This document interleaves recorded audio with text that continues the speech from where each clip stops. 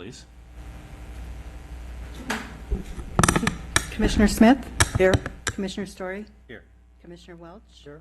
Commissioner Westman? Here. Chairperson Newman? Here. Okay, please stand for the pledge.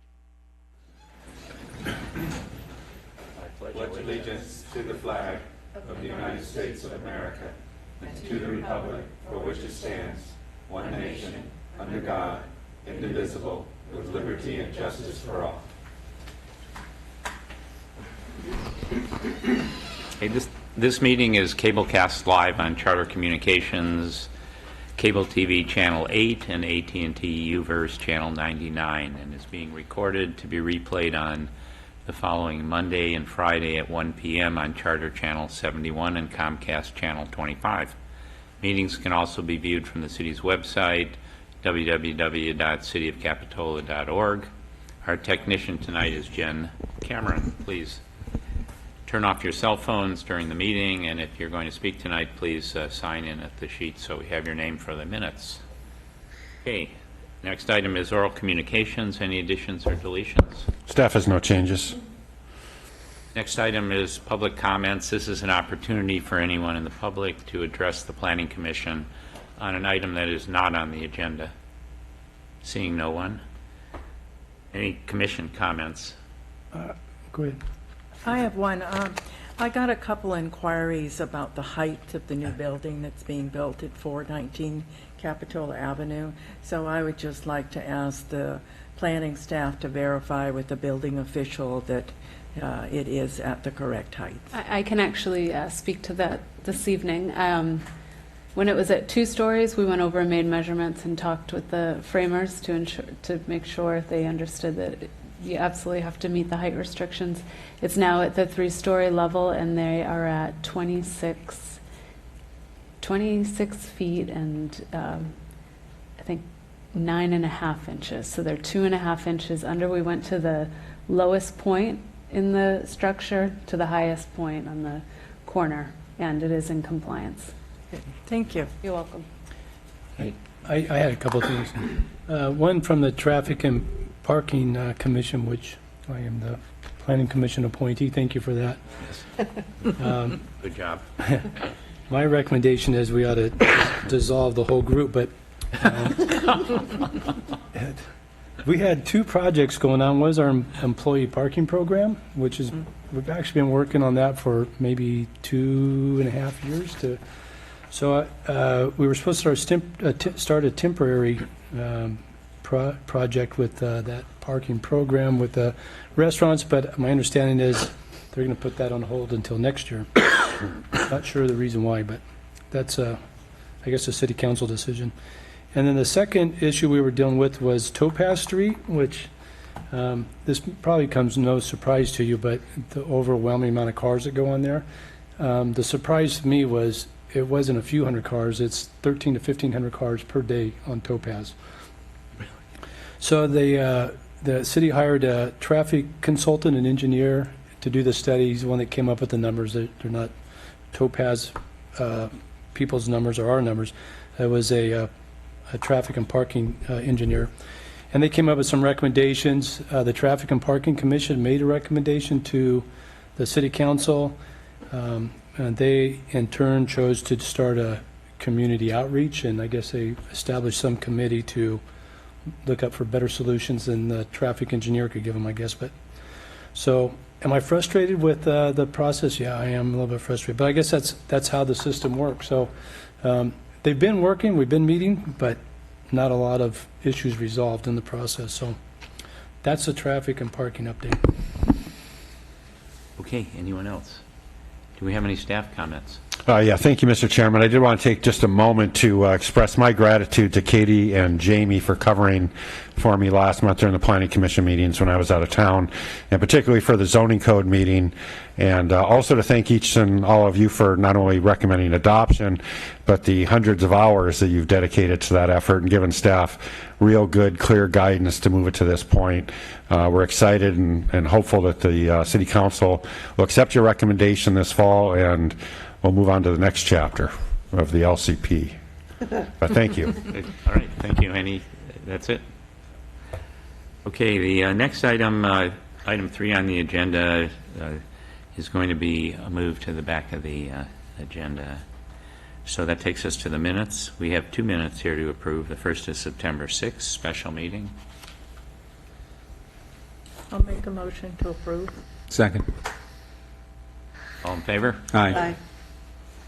Okay, that's unanimous. Next is the September 7, 2017 minutes. Move to approve. Second. Aye. Oh, wait. All in favor? So ever since we stopped including in the minutes a description of what different people said, we don't have any problem with the Yeah. minutes anymore. We don't remember, right? Yeah.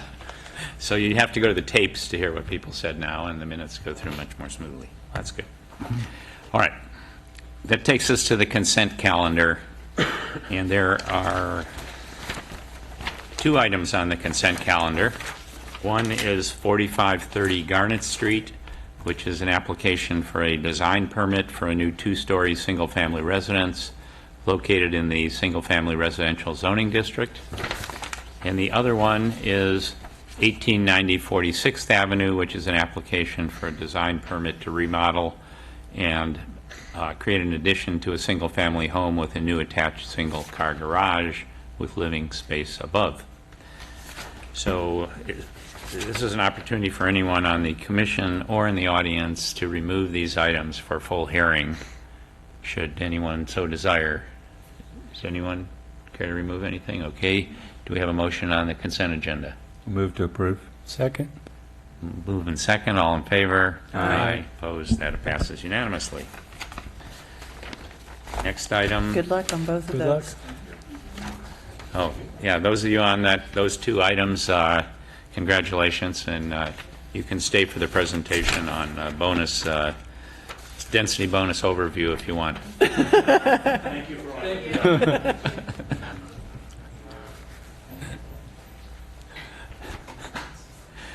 Okay, that takes us to the public hearings, of which there are 2. First one is 108 Monterey Avenue. Staff report, please. Okay. Thank you, Commission. Before you this evening is a coastal development permit for a temporary ice skating rink at the Esplanade Park. This application, because it's an intensification of the use of the park, it requires a coastal development permit. There's going to be they're proposing a 30 by 40 foot ice skating rink at the park. It will hold up to 40 people per session. There'll be an ice skate kiosk in which you can rent the skates from right at the edge of the lawn, and the walkway will remain open between the trees as you come down. The bathrooms will remain open, and there'll also be a clearance that goes all the way to the trash dumpsters, which are located behind the bathrooms. So that's the site plan. Their operation plan is to function from December 15th to January 7th.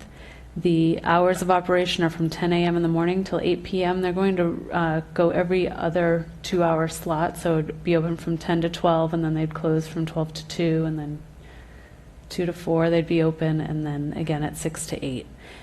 40 skaters max at a time. There'll be holiday lights that are put up around the rink.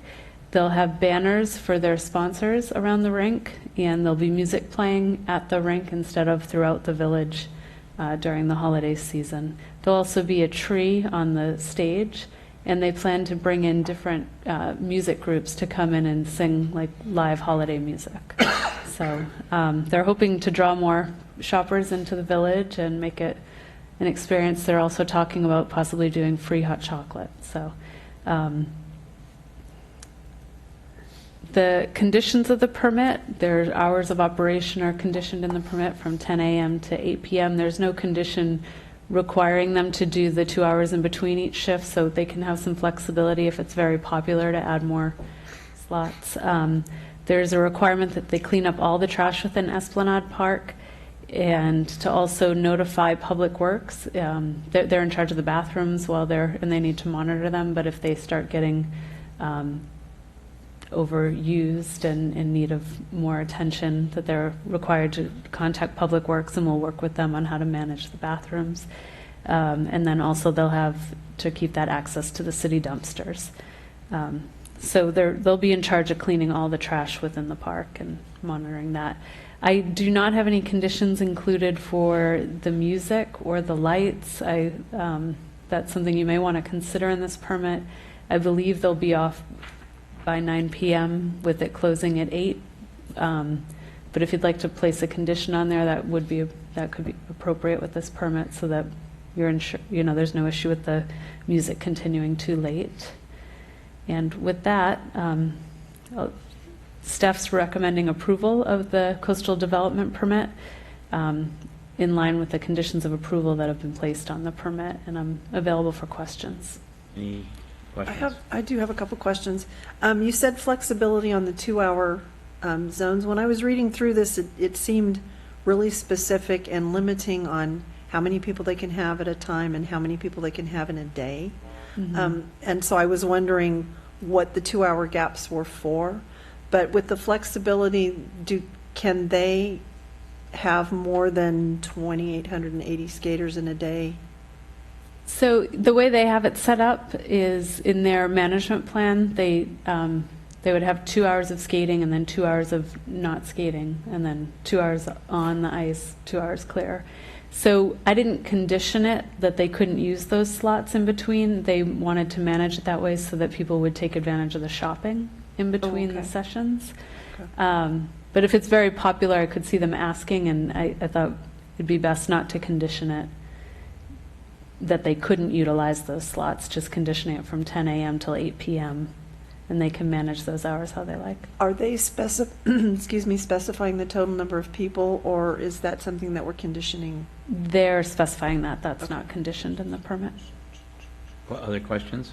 Yes. I had, Your story. thank you. Kitty, could you go back to the site plan? It was Sure. So the blue is the location of the rink, Yes. the IC rink. Yeah.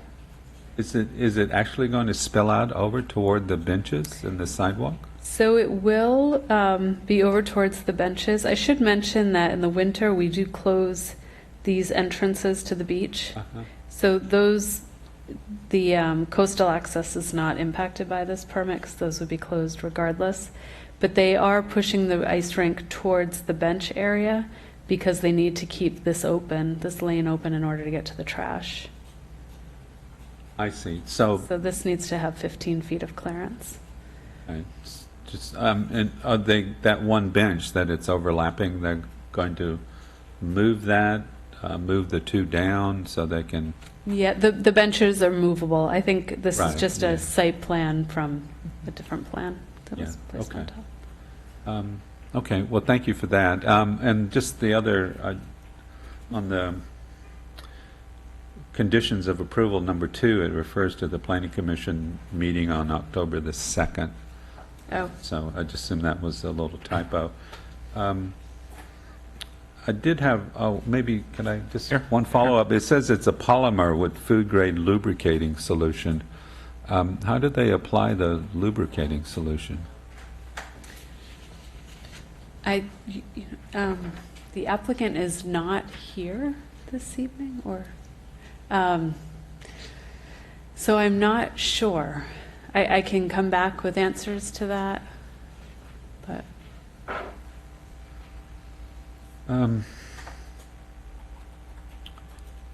Well, maybe we could, maybe I'll speak to it later, but it seems like that, I mean, that would be a concern to me, is whether that's sprayed on and therefore it's going to be escaping into the atmosphere, or if there's some more captive way there that it would be applied, whether it's brushed on or so.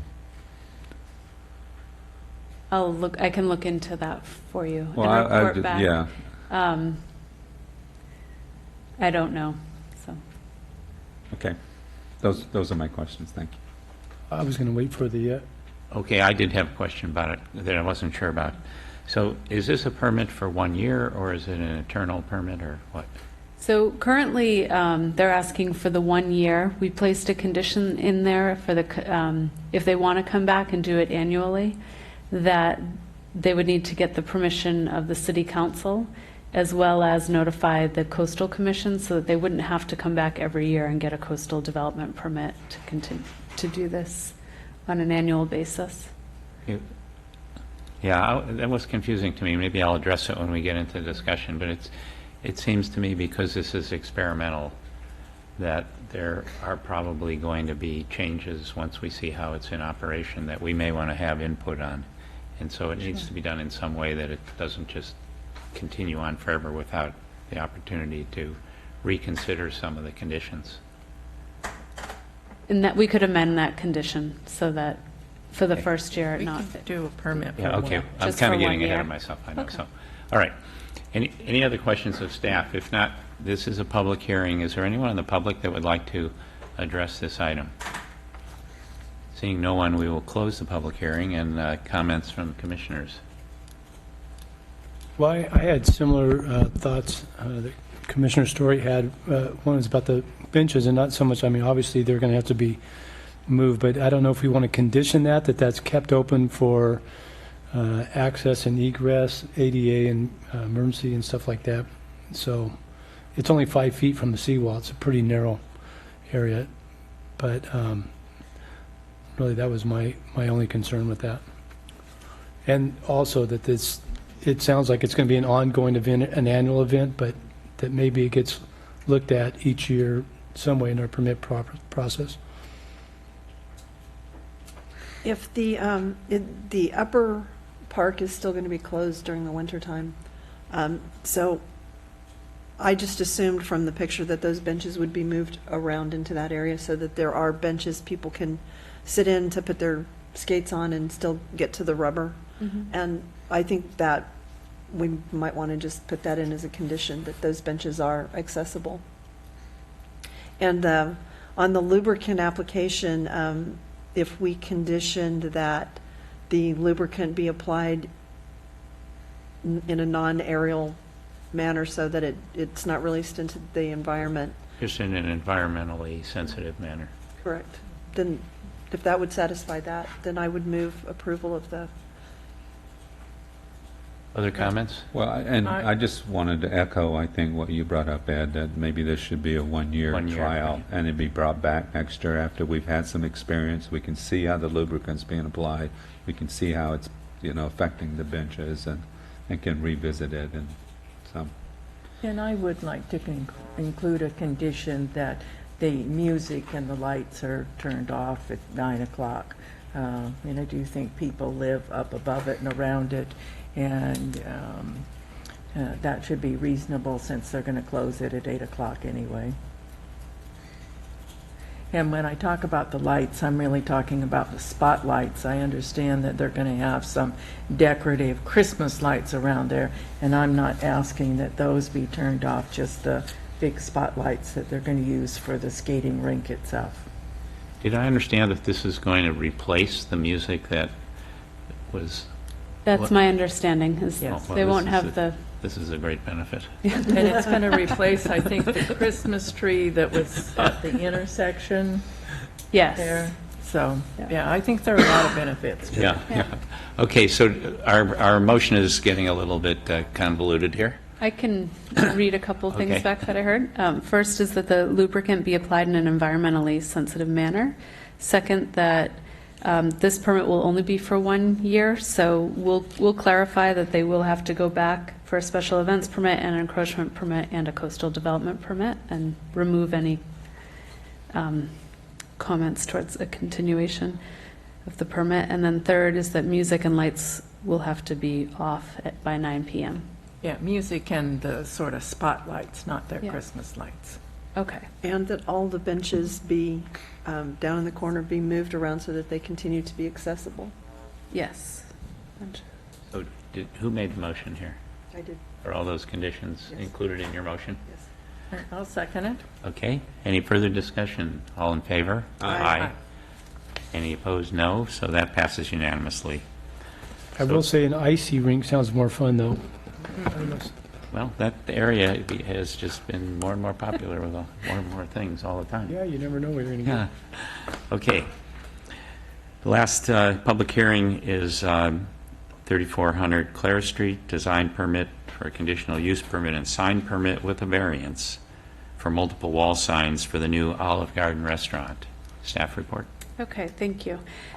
So next before you is the conditional use permit, sign permit with a variance and design permit for a new Olive Garden restaurant at 3400 Clare Street. So just to orient ourselves, along Clare Street, many of the buildings are set back, such as Brown's Ranch, as you can see across the way, and it's also, this building is located between the mall and Brown's Ranch. So it's unique in that it sits as an island. It's a single-use building. There's the Ross building next door, but it houses, I would say, somewhere like probably up to 15 to 20 other retailers and restaurants. So this is a unique building in the way that it's structured all by itself out along Clare's with high visibility. So what they're proposing is to tear down the existing Marie Callender's building and build a brand new restaurant. The new restaurant will be just a little shy of 7,000 square feet. The parking is met both on-site and through a shared parking agreement with the mall. There's 33 parking spaces on-site, 33 within the shared agreement, and that brings us to 66, where 64 are required. You can see outlined in green, there are 5 spaces that I've identified, and those are for, they'd like to have designated pickup spots, because they'll have a pickup window that people can walk up to, pick up their meals, and then, or not a window, they'll walk inside, they'll pick up their meals, and come back out. So people won't park as long in those spots. I'm going to take you through the elevations of the proposed building. I do want to say that in this process for Arkansite and when this proposal went to Arkansite, this site is, in order to meet the stormwater requirements, it went through many different reviews by our third parties, so it took some time to get through the technical portion of it. Also, their designers worked with us. There was some concern about the amount of a couple of the elevations on the building really didn't have many windows, or they were looking like the sides and backs of walls, which on this site it's very visible, and they really worked with us as staff to come to a place that we felt comfortable bringing it to Planning Commission. So a lot of work has been done over the past year by the applicant. So this is what they call the front elevation. It'll be facing Clare Street and the parking lot. So this is, you can see the entryway under the Olive Garden sign. And this is almost what I would consider the front, because it faces straight out to Clare Street towards Brown's Ranch and the Pier 1. And during the process of going through design renovations, they added these 2 glass windows that before that was a flat elevation that didn't have any depth to it. And they also added the little trellis above as well, so just giving it a little more depth. And next, this is the side that faces the mall, or the mall circulation. So as you're driving into the mall, this would be on your right-hand side.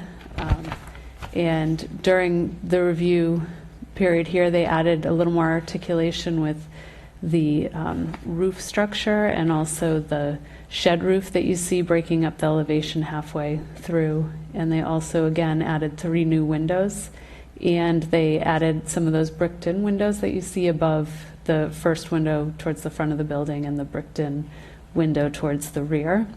What's behind this is their kitchen, and they've got the kitchen area as well as the refrigeration, so it's really hard for them to have true light, true windows going through this part of the wall, is how I understand it. And you can see the difference in the roof in this elevation, and this was the side that we thought at first really looked like the back of the building, and they added a couple roof elements to this to kind of break up that massing. So, and next, this is the elevation that faces the mall, so you can see the area where the trash and recycling will be stored is to the right, and I think deliveries will come through that area as well. And again, good articulation with windows on the left-hand side, and you can see that arriving two-story element towards the left. So, and here's a perspective. When we were going through the design changes with them, they put this together because this was the main corner that we had design concerns with originally. So you can see how adding those 5 windows really help with that perspective of the building. Some of the materials that will be utilized, they'll have a stone veneer throughout. They'll be using the concrete roof tile with the colored roof tile throughout, and also the brick clinkers above the windows, and then again this special spandrel glass window that will appear as a window but not be a true window. Within the application, the applicant is exceeding the wall sign limit. On a corner property, you're allowed to have up to 2 wall signs, and each wall sign can be a maximum of 1 square foot of sign area per linear foot of business frontage. So within this site, the Olive Garden is asking for 4 signs. Within the staff report, I broke down what the frontage is of each of the buildings, and so they're asking for a variance to go beyond the limit of 2 and also to go beyond the maximum square footage for the frontage. I did look back at the Marie Callender's report because previously that went to Planning Commission with a negative recommendation for extra signs, and it was during the Planning Commission review that they made findings that it was a unique site, and that really because of the unique different areas that you arrive at this building, that they felt it was necessary or they supported the applicant in wanting a variance to. How long ago was that? Oh, I wish I knew that off the top of my head. I don't know. I want to say, I don't know. I'm not going to guess though. So there is some precedence from a previous variance, and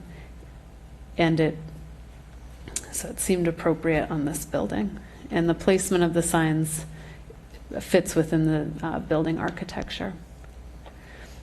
So staff, in the staff report, we went through the findings for a special circumstance, and it would not be considered granting a special privilege that the neighbors do not have the same privilege to enjoy. The surrounding neighbors really have frontages to their buildings that are clearly defined, such as Brown's Ranch. When you arrive at Brown's Ranch, you know where the front of the building is, or Pier 1, or the mall.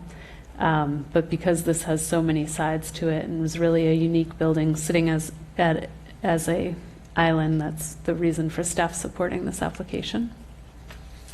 So with that, staff recommends approval of the design permit, the conditional use permit, the variance for the new Olive Garden at 3400 Clare Street. And the designer or the architect for the project is here this evening if you have questions. Any questions of the staff? I have Yes. a question. Mr. Story. Thank you. I just on one of the attachments, Katie, it referenced that the landlord approval is required. Is that still pending? No. So when they provided their sign package, they provided a package that has a lot of their own notes of what they needed to do, and that's what they're referencing. So I believe, I know their landlord has been in touch with us asking, is this moving along in the city? They're very interested in it to continue to move and get development rights. So that was just, when they created their sign package, it had both the notes for what they needed to do with the mall, with the actual property owner, as well as the city. Yes. So sorry for that confusion. No, that's okay. Thank you. I just, who is the property owner? Which? I think he's here. It's Cypress. Tim Sheehan's representative. I believe he's still in the audience. Okay. But Cypress has approved this plan. Okay. Thank you. Let the record show that the audience is nodding approval. Okay, any other questions? I have one question. It was difficult for me to figure out the blade sign that says Olive Garden to go. Is that at the door of a to go? Because it's like on the opposite side of the building from where you're talking about having the parking. It's a dedicated. Oh, because, wait till you'll have a chance. Okay. So we'll get an answer to that Yeah, when we'll when we prefer- open the public hearing. Okay, any other questions? If not, we will open the public hearing, and now you can come forward if you wish and address that question and anything else you want to tell us about this. Good evening. My name is Jim Powell. I'm a development manager with Darden Restaurants. We own Olive Garden, and very excited. And it's taken a long time to get to the point where we're at, but we're really very excited to come into Capitola. As far as that question, the to go, it is a marker because it is a dedicated door where you go in just to get to go. A lot of restaurants, you go in the front door and you have to go to the bar or wait for the hostess to bring you in. But we feel like it's important to because we do have a lot of business to have a dedicated door. Does anyone have any questions of the Yeah, go ahead and let Linda finish. So is that door on the same side of the building as the 5 parking spaces? When I was looking at the plan, it looks like it's on the other side. Yeah, can you pull that plan back up, Katie, please? the site plan? Yeah, it should be on the same side. There you go. I had a hard time finding it. That That's the looks door right like there. it is on the elevation, but Right, but the front elevation faces into the parking lot, Right. because the rear elevation they show is on that access road. but when I look at the site plan, that's where I got confused. No. It was actually. I think she's got it. So we're right in here. We have a dedicated. It's right here, and we have this counter where you come up and pay for food, pay for it. So it faces Clare Street. It's not facing the parking lot over here. No. The door itself sort of,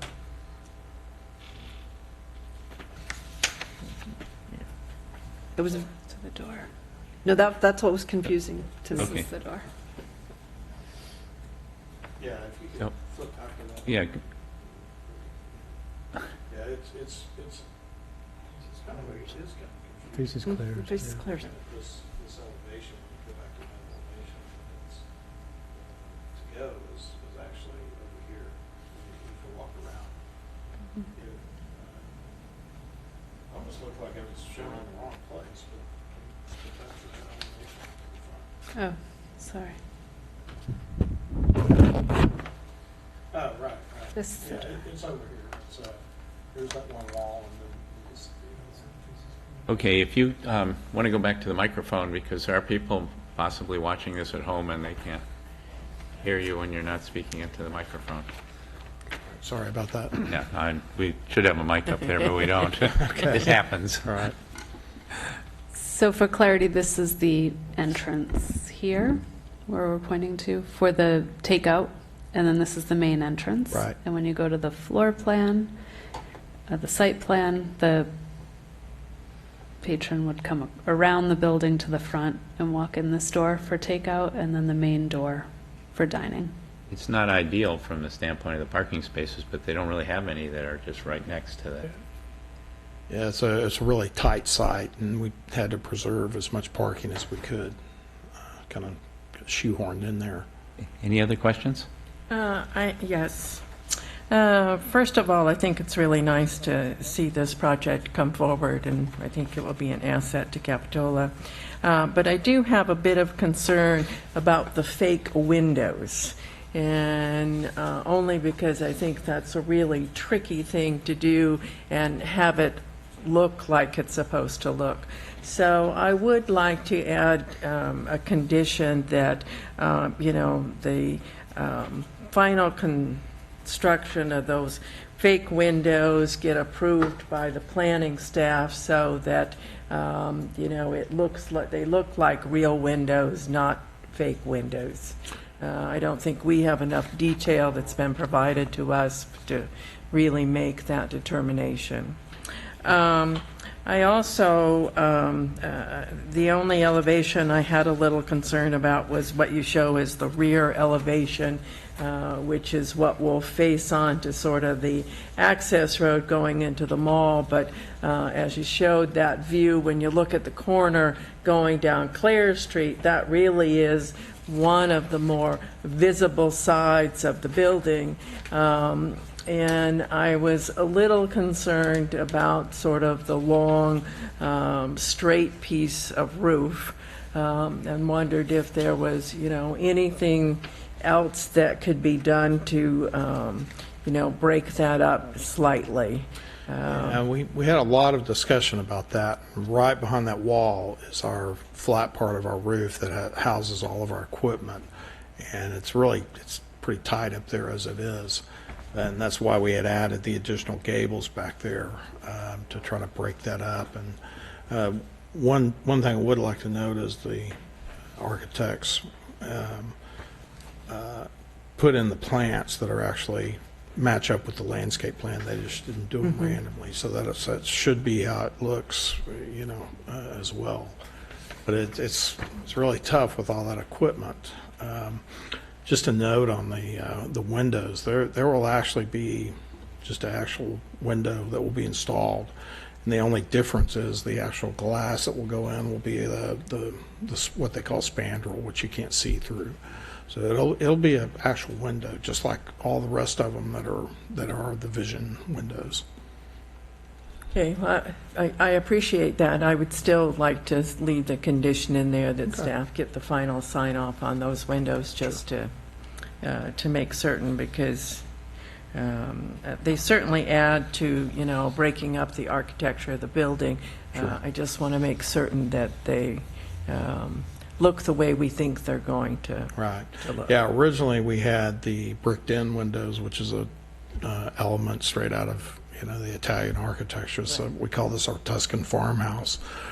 So it's based on the architecture of Tuscany, and after some discussion with Katie, we came up with the additional windows instead of bricked in. We still left that detail on the upper part, but these we can clean along with the other ones and maintain a little easier.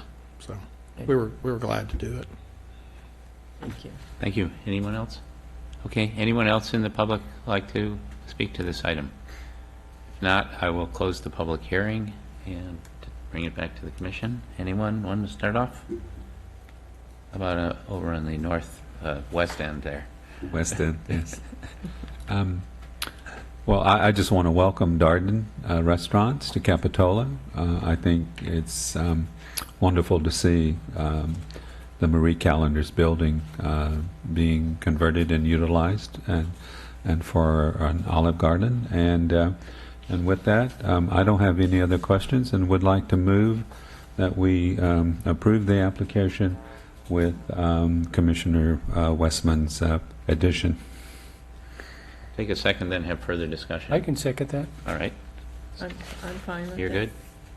I just want to comment that there's a lot of signs, and I know that there's a precedent for, in Marie Callender's for the signs on the four faces, and I don't have a problem with that. My question about the to-go blade was because I kept trying to eliminate some of the signs. There's so much signage, and I know that we've talked about it, and I looked at this design very carefully, and because of the LED lighting and the way that it's going to be lit, I don't think we're going to have, another issue with, like we did with the Target, having signs all over the place and having that be a problem for the neighborhood. The blade sign, for me, is the only way that people are going to be able to see where that door is when they're driving around, because they're going to park so far away from it that without that sign, I figure it would probably get lost. So that I just wanted to make sure that I understood where that was And that was the reason for my question. But I don't have any problem with the design, and I too welcome Olive Garden to Capitola. Well, I made a motion a second. I'm totally good with it. I actually think the architect and Olive Garden did a great job of designing what would normally be a terrible big flat area. So I actually think the gables draws your attention away from the flat.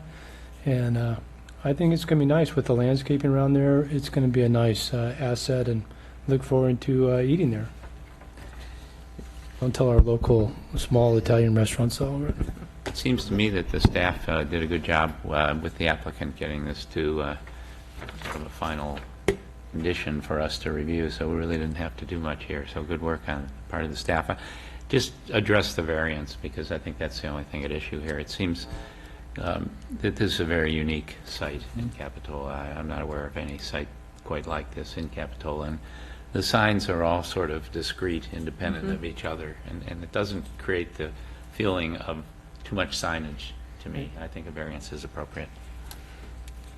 I agree with that. Okay, any other further discussion? All in favor? Aye.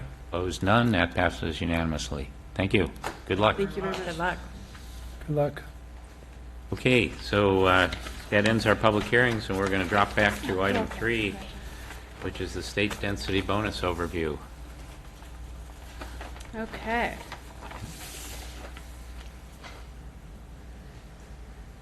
Okay, so this is the overview of the state density bonus law.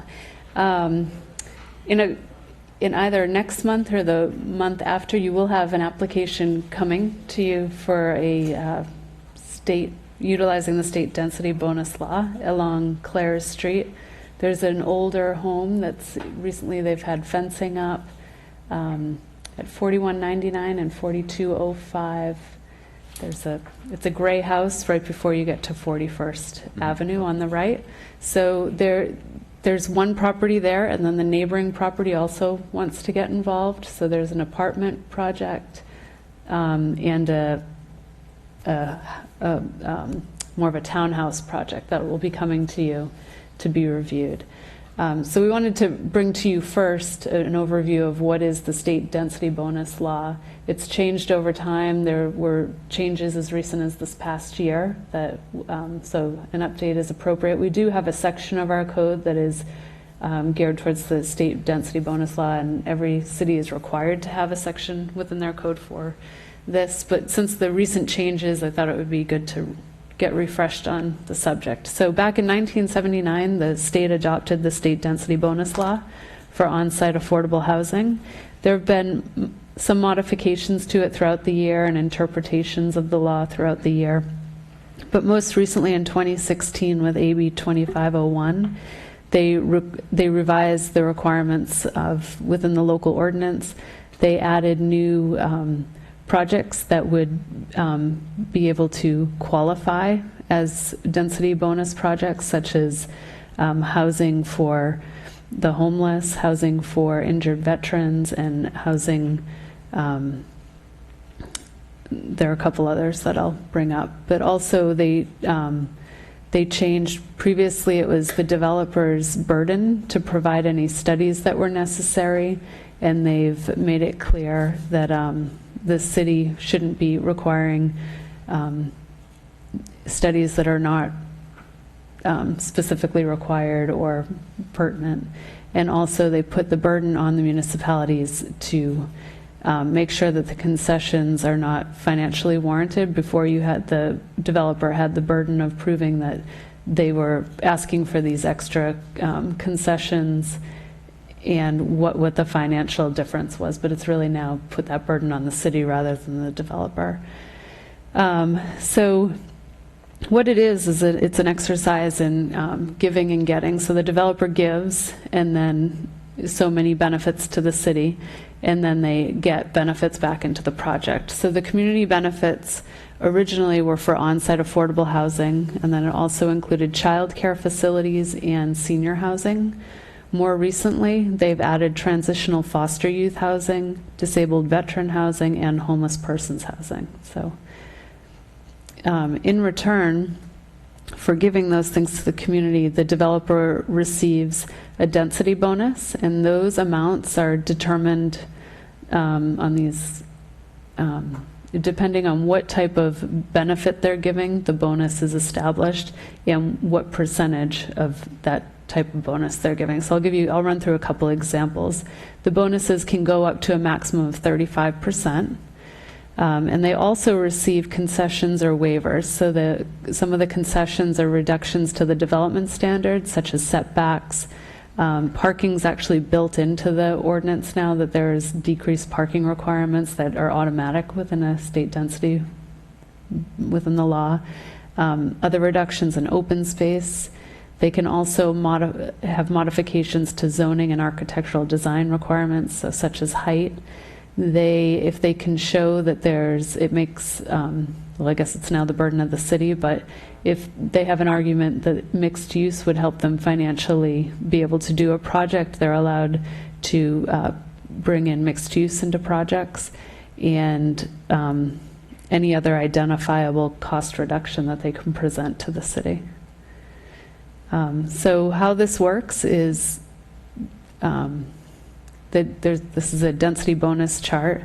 I'm just going to walk you through some of this. So within the affordable housing, if 10% of a project was going to be deemed affordable at a moderate income level, so the affordable unit percentage, they'd have to have 10%. They could get a density bonus of up to 5%. So 10% affordable at moderate levels, they get a 5% density bonus. If it was a low income project, they could get up to a 20% density bonus. And for very low income density bonuses, you could get up to a 32.5. So as your affordable percentages go up, and as the rate of affordability goes up, that the bonus amount goes up. Also, that includes how the concessions are applied. So in that same example, if there was a very low income project with 10% of the units being affordable, they could get up to 2 concessions. And then you could see on this chart, a very low income project with 15% of units would get up to 3 concessions. So the more affordable a project comes, the more they get. So as affordability increases, the density and concessions and waivers go up. So I'm just going to run through one example, and this is we'll say 4 units per acre property. And under current density, they could have up to 4 units. If the developer was going to do 15% affordability on the lot, in a very low income was what they were going to give, they could get a 35% increase in density. So within that scenario, for very low, at 15%, they'd also be allowed 3 concessions. And so your base density goes up. So the 35% increase brings you up to 5.4 units per acre. And within the law, it states that anytime you have a decimal, you have to round up. So it gets rounded up automatically to 6. And so that project just got 2 more units. One would be deed restricted affordable, and then they get an extra home on top of that. So it gets a little more dense, but in the end, you get another housing project. So, and there's so many scenarios I could take you through on this, for depending on what the product was and whether or not it's affordable or if it's a senior housing. So with that, I just wanted to give you an idea of how this works. And as scenarios come up, I can educate you more, but there are so many scenarios to run through. So with the affordable housing, the developer has an option. It can either be rental units, and rental units are required to have a 55-year deed restriction tied to them, and they have to be rented at the rate in which they got their density bonus for. So they would continue for 55 years. Ownership is a bit different. Within the ownership structure, the local government has to enforce an equity sharing agreement for the ownership units. Excuse me. So an equity sharing agreement is unique in that it's not ongoing. It actually, the funding for that single, in the example we had, if that was a market rate home, it would be affordable at the time of sale. So when it goes out to the market and those 5 other homes go out to the market, that one affordable unit would be sold at a, say, median income rate. But then, and there's no required timing on how long until you can sell the unit. But once it's sold the first time, when it goes back out to market, it's sold at the market rate. So at that point, there's no deed restriction saying this unit has to be affordable for 55 years. It goes out at market rate. The original owner who purchased it at the lower rate, they retain the value of any improvements they put into the home. They retain their down payment if they paid for the down payment, if it wasn't subsidized. And then they keep their proportionate share of the appreciation. So they sell it, they walk away with their check for their appreciation within the project. The major appreciation that occurred between what the median price was and then at the full market value gets recaptured by the city. And they take that share and they're required to utilize that money within 5 years to put towards other affordable housing projects. So the money stays in the affordable housing field, but it's important to know that when it's an ownership, it's not perpetually an ownership for 55 years. That money, once it's sold, it's going to move out and to be utilized some other way within the community. So when reviewing these, the city, if it complies and there's no detriment to the city, it should be approved by the city because it's the way that legislation is structured. The city can deny a project if it is found to have a detriment to the public health. So really it's set up for if you follow the format of the legislation and bring in a project that complies, then they're difficult to deny unless you can make a finding that it would be a detriment to the public health. So with that, and it also CEQA does apply to these projects, so a CEQA exemption would have to be made, or for a really large scale project, it would go through the correct CEQA process. So does the city have any flexibility on the resale units, or so it has to be the way you outlined it? No. So the city could adopt an ordinance that is stricter than what is allowed by the state. So if the city came in and said, within our density, and we don't have it adopted right now, we've got our density ordinance is adopted, but there's no stricter rules for the for sale units, but we could go in and we could amend that to make it so that there's a 55-year deed restriction and have it act as many of our other agreements act within the affordable housing. So, but currently if the project came in with a for sale unit, it would follow this equity sharing. But there is an avenue, yes. Yeah. The city, the recaptured portion has to be spent within 5 years? Yes. What happens at the end of the 5 years?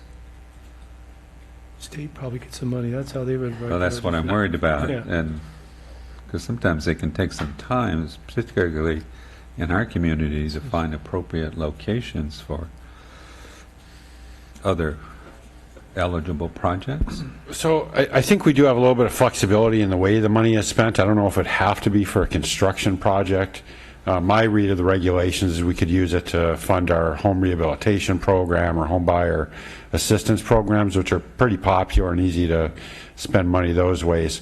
I haven't confirmed that with the city attorney yet, but assuming that's right, I think we'd be able to use those monies, but we share that same concern. Okay. Yeah, I think it would be good to try to clarify, what the eligible funds are. And if I may, Sure. go and chime in if you want to, Susan. But you said the city must or has the right to enforce the equity sharing arrangements. I assume that means that we administer it.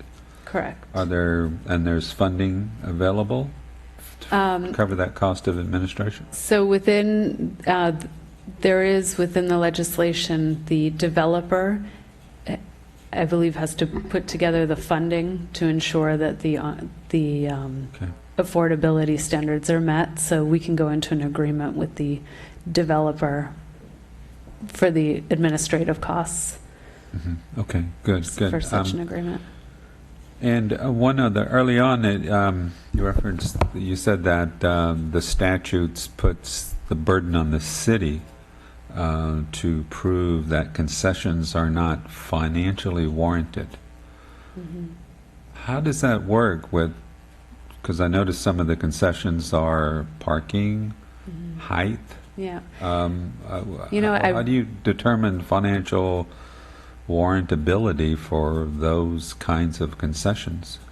There was a project in San Francisco in which the developer was asking for additional height, and the Planning Commission, for the floors in which they were asking for additional height, they were asking, I think, for 12 feet in the floor height, and the Planning Commission was able to make a finding to actually bring down the height of that floor level so that the massing came down. At the end, they were able to get a density bonus with height that went beyond the zoning requirement, but they were required to bring down the height of the story from like 12 feet to 10 feet so that it wasn't too impactful on the community. So, and the argument was there about the financing and the cost, and then they were able to come to a reasonable place of bringing down the height, saying they do need an extra story in order to have the units that they needed to have to make the project, but then bring down the height so it's a reasonable height and not too massive. Okay. But it is like great pitfalls and yeah. So, yeah, I mean, to me, your point is well taken. It's just one of many. This is just emblematic of how difficult the affordable housing issue is and has been in California. I've been watching this thing evolve for 40 years, and this is so complicated and so convoluted, and so it just tells you there isn't an easy answer. Right. Yeah. And I think also it's emblematic of trying to make something fit every community. And when you look at about how you have to grant parking waivers and stuff, how do you make that fit into, where does the Coastal Commission fit in this? How do we make this happen? I could say it's a slippery slope, no doubt. Yeah, the goal is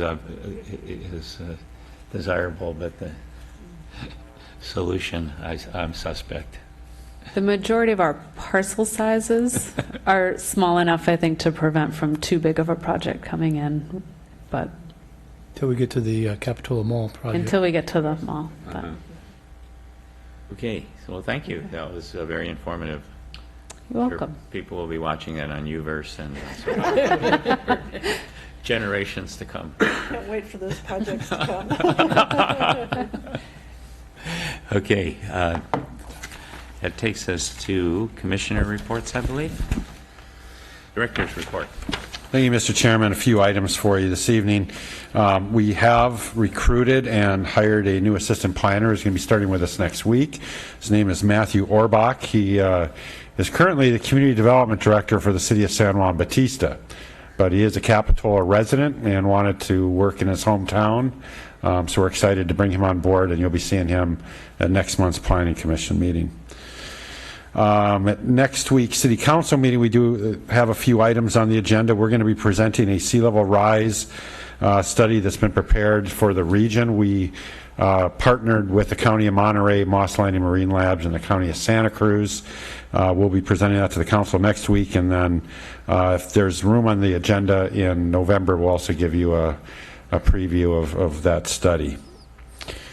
We are also bringing an amendment to our subdivision ordinance next month. As you recall, we've had some issues with subdivision designs. We are going to work on a design exception process There will also be a number of corrections and kind of updated materials that are relatively minor in nature. So I'll be going to the council next week. And then finally, we're also working with the County Housing Authority to develop a Section 8 landlord assistance program, which would provide financial incentives for more landlords to participate in the Section 8 program.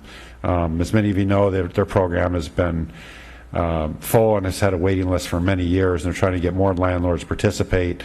So we're trying to develop basically an insurance program where the municipalities will put some money into a pot, and if a Section 8 tenant causes damage, doesn't pay their security deposit, they could come to the insurance agency, in this case us, and we would help them with those expenses. And then finally, the last meeting in October, I believe it's the 26th, we will be returning with another version of the wireless ordinance. We gave a soft submittal to Coastal Commission staff before we gave a formal submittal. After a few months of kicking it back and forth between us and our attorneys, we've landed in a place where I think we're all happy with revision. So we're going to be asking the council to make some of those changes before we ship it off to the commission for formal certification. And that concludes my report this evening. Thank you. Thank you. Commissioner Communications, anyone? I just got to say, since, well, maybe before, but with Rich and Katie and the new staff, we've done a lot of work in the last couple of years from the city. So good job on working that, getting that through all those projects through. Okay, anyone else? If not, we are adjourning till November, first week in November? Yes. Would that be it? And no December meeting? There is. There is. There is. Okay, 2 more meetings of That's this fine. commission. Yeah. I'm fine. All right. We're adjourned. Thank you. Thank you.